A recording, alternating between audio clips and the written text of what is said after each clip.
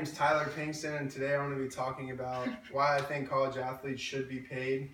And really, some of my main points are the amount of time that goes into practice, workouts, weights, and even for some sports like gymnastics and wrestling, cutting weight. Why I think they should be compensated outside of scholarship money.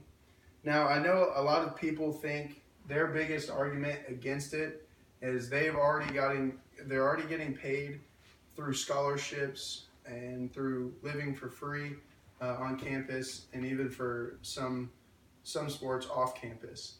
Now, where that argument comes up invalid is when you compare the scholarship that a student athlete compared to a normal student. They both have 15 hours. They both have to maintain 2.5 GPA or higher to maintain their scholarships. Now, what you don't encounter is for a normal student, they only have to go to class 15 hours.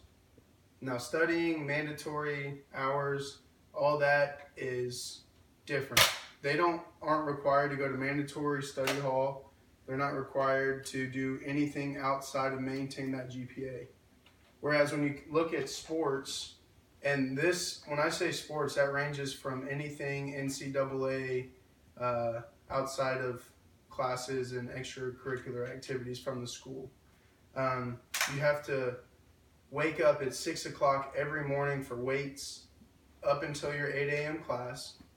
After say you get done with class every day at noon, you go from 1 to 6 or even 7 o'clock at night with practices, and that doesn't even include film, study halls, and everything else that goes into it.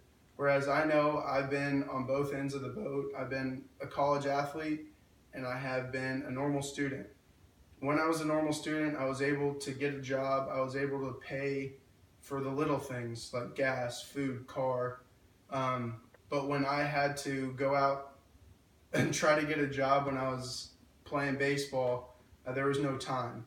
I was actually having to put 12 hours a day at minimum for practice weights. And sometimes that meant missing meals because I didn't have enough money to go to the outside of the cafeteria. And scholarship doesn't include going to McDonald's at midnight because weights ran long, or going to Chick-fil-A for breakfast because you missed your 8 a.m. class because weights went long. Now, another big thing is when you do something that brings in millions of dollars to a school and a program. Look at Johnny Manziel for an example. In 2016 or 2015, he was the Heisman. The next year, he tries to sell his jersey with his autograph, and ends up almost getting banned from playing college or professional football and having to pay fines that outreached his scholarship, all because he tried to sell his autograph. Now, I think if I have the ability to be able to sell my autograph, go ahead. There shouldn't be limitations to what I can do financially for myself and for my family when I'm bringing in tons of money into a program. Also, when it comes to cutting weight, I know one of my best friends, he actually is a wrestler in college, so he can't eat at the cafeteria because they don't have choices of food for him to eat.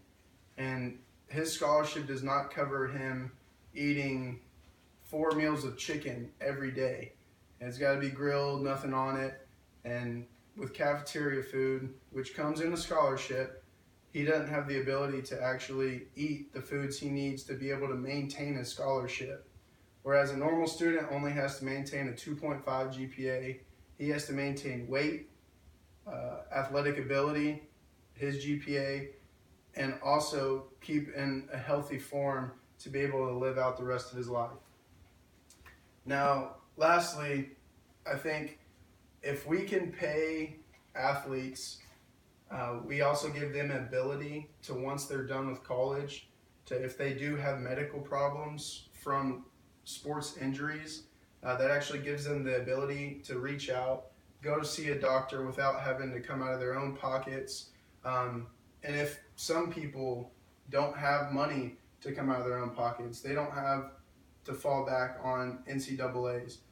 Like professional football now, with all the CTE, concussion protocols, players from the 60s, 70s, 80s, 90s, even the early 2000s are actually suing the NFL for money because of their injuries, where college players didn't have that opportunity. They actually are having the same effects and never got paid to play besides a scholarship, never had the ability to get their concussions actually looked at by a trained physician because they were required. If you want to maintain your scholarship, you have to maintain on the field. Now, I know several people and actually several doctors that have said that college athletes that do not make it to the professional level, their bodies are actually in worse shape than the players that actually do make it to the NFL. Because you got to think, some people have the ability to go pro, but they never get the chance because their knees fall apart. Baseball players, their elbows rip, and even football players with concussions, and that leads to them not being able to get a job after college. So I think at the end of the day, if we're able to pay players for what they do, and if they have the ability to be able to get paid, then we should be able to pay them and also make sure that their medical insurance is all taken care of whenever they're done playing.